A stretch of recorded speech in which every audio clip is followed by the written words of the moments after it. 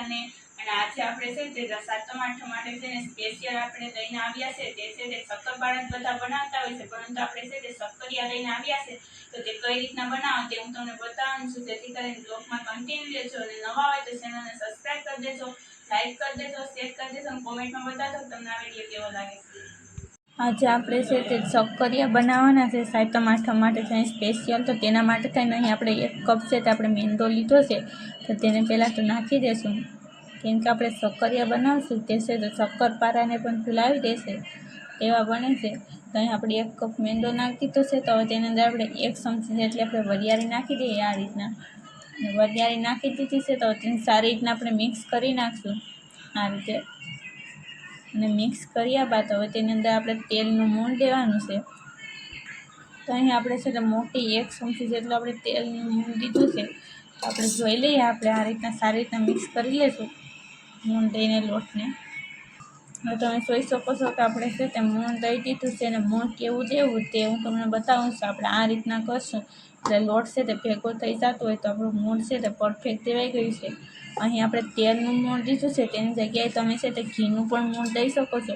હવે આપણે છે તે પાણીથી આપણે લોટ બાંધી લઈએ, કેવો બાંધવો તે હું તમને બતાવું છું। થોડું થોડું પાણી કરી નાખતું જવાનું, લોટ બાંધતો જવાનું, એક સાથે બધી પાણી નથી નાખી દેવાનું આ રીતે। લોટ આપણે છે તે ઢીલો નથી બાંધવાનો, કઠણ બાંધવાનો છે આ રીતના, કેમ કે આપણે બહુ કઠણ નથી બાંધવાનો।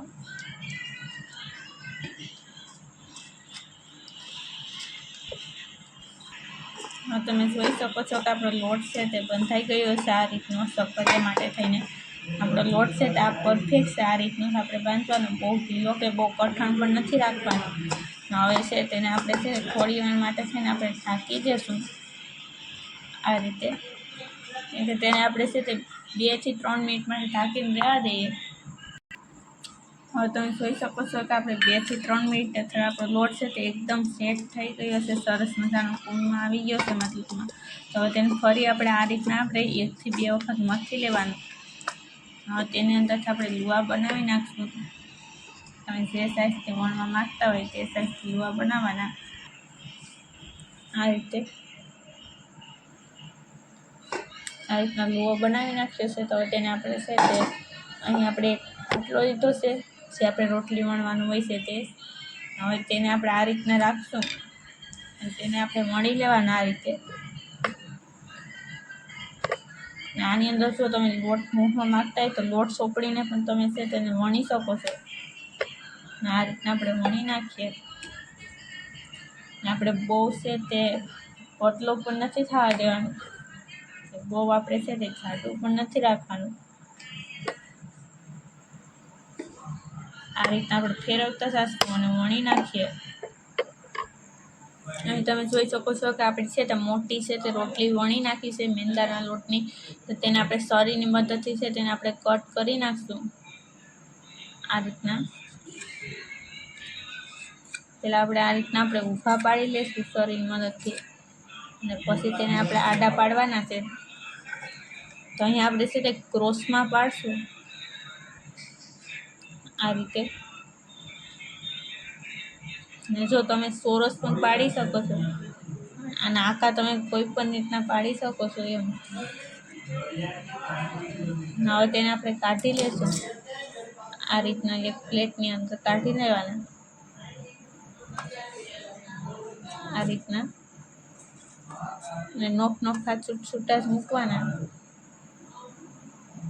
પછી જ આપણે તેને તરવાના છે। અહીં તમે જોઈ શકો છો કે આપણે છે તે આ રીતના છે તેને આપણે શક્કરિયા છે તે રેડી કરી નાખ્યા છે, તો તેને આપણે હવે તરી નાખીએ પહેલાં તો। હવે તમે જોઈ શકો છો કે આપણે તેલ ગરમ થવા મૂકી દીધું છે, અને તે પણ છે તે તેલ ગરમ થઈ ગયું છે, તો તેને ચેક કરવા માટે અહીં આપણે આ રીતે લોટ નાખી દઈશું આ રીતનો, અને તે ઉપર આવી જશે એટલે આપણું તેલ છે તે પરફેક્ટ થઈ ગયું છે। તો હવે તેની અંદર આપણે નાખી દઈશું, તેલ ઉપર આવી ગયું છે લોટ, એટલે ગેસને પહેલાં તો આપણે સ્લો કરી દઈશું, અને આ રીતના આપણે નાખી દઈએ બધા એક એક કરતાં। અહીં તમે જોઈ શકો છો કે આપણે બધા નાખી દીધા છે, તો તેને આપણે છે તે હવે ગેસને આપણે છે તે મીડિયમ કરીને તેને આપણે હલાવી નાખવાના આ રીતના. તેને આપણે છે ગોલ્ડન કલર આપણે થવા દેવાનો છે સક્કરિયાનો. અહીં તમે જોઈ શકો છો કે ગોલ્ડન કલર થઈ ગયો છે, તો આપણે સક્કરિયા છે તે સડી ગયા છે. તો તેને આપણે છે તે આ રીતના આપણે કાઢી લેશું. એકદમ ક્રિસ્પી એવા થયા છે. આ રીતના આપણે છે તે બધા તળી નાખશું. અહીંયા ગેસને પહેલાં સ્લો કે ધીમો કરીને પછી જ આપણે છે તે નાખવાના. સ્લો અથવા બંધ કરી દેવાનું થોડી વાર. હવે આપણે બીજા પણ નાખી દઈએ. અને તમે જોઈ શકો છો કે આપણે એકદમ ક્રિસ્પી એવા છે તેને આપણે તળી નાખ્યા છે. તો હવે આપણે તે નેક્સ્ટમાં કરવાનું છે તે છે તો અહીં આપણે ખાંડ લીધી છે. જેટલે આપણે મેંદો લીધો તો તેટલી જ આપણે ખાંડ લીધી છે. તો તેને મૂકી દીધી છે ગેસમાંથી અને તેની અંદર આપણે પાણી નાખી દઈશું. ખાંડ ડૂબે એટલું આપણે પાણી નાખવાનું છે. સાદું નથી નાખવાનું, મતલબ ખાંડ પલળી જવી જોઈએ, વધારે નથી નાખવાનું પાણી. હવે ગેસને ચાલુ કરી દઈએ. હવે તેને છે તે આપણે ઓગળવા દઈશું. કેવી સાંસણી થાય તેવી તે હું તમને બતાવવાનું છું. અને તમે જોઈ શકો છો કે આપણી સાંસણી છે તે પરફેક્ટ થઈ ગઈ છે. કેમ કે તેને આપણે આ રીતના કરીને આપણે લઈએ છીએ અને તેને કરીએ છીએ તો આ રીતના છે તે ચીપકી જાય છે હાથમાં. તો આપણી સાંસણી છે તે પરફેક્ટ થઈ ગઈ છે આ રીતની. હવે છે તેની અંદર આપણે નાખી દઈશું જે અહીં આપણે તરીને રાખેલા છે તેને આપણે નાખી દઈએ આ રીતે. બધાને એક સાથે જ નાખી દઈશું.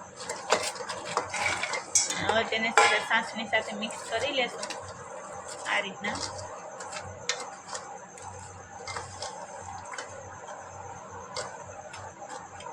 શકો છો કે આપણી સાંસણી છે તે પરફેક્ટ છે. આપણે સક્કરિયામાં મિક્સ થઈ ગઈ છે. તો તેને આપણે છે તે ગેસને આપણે ઓફ કરી દઈશું.